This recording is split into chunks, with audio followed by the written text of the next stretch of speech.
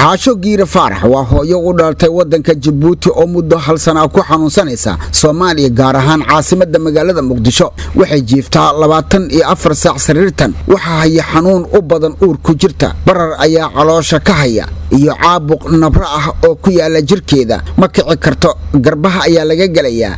ma haysato ehel iyo qaraabo iyo dhaqaale toona oo ay isku daweyso waxaa gacanta ku haya caasha xasan xuseen oo Soomaali ah oo Ilaah dartiis u caawisa isla markaana xanaanaysa qaar ka mid ah dhakhaatiirta isbitaalada oo la geeyay ayaa sheegay inay u baahan tahay qalin looga sameeyo caloosha taasi oo ay u weysay kharashaadkii ay ku tagi lahayd isbitaalka iyo lacagaha qalinka maadaama ehel iyo qaraabo aan u joogin Soomaaliya ayna dulsaar ku tahay qoys Soomaali ah caasha xasan xuseen oo gacanta ku haysa maamadan ayaa ka warbixisay xaaladeeda caafimaad waxaan ka codsanaynaa ummadda Soomaaliyeed inay soo caawiyaan waladan markaan soo kaxaynaynay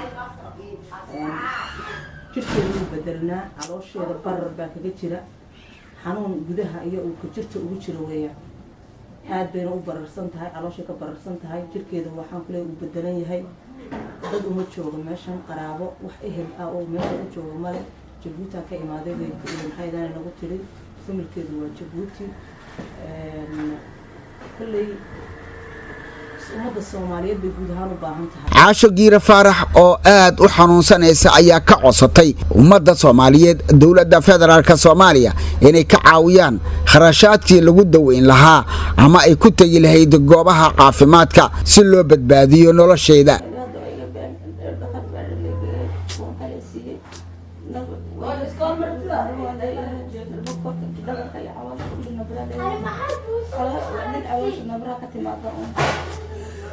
واجد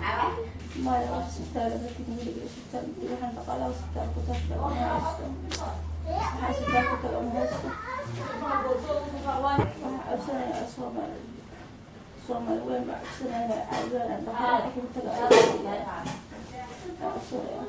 موسى عثمان أبطو تلفزيون كقرن كصوماليات مقدشة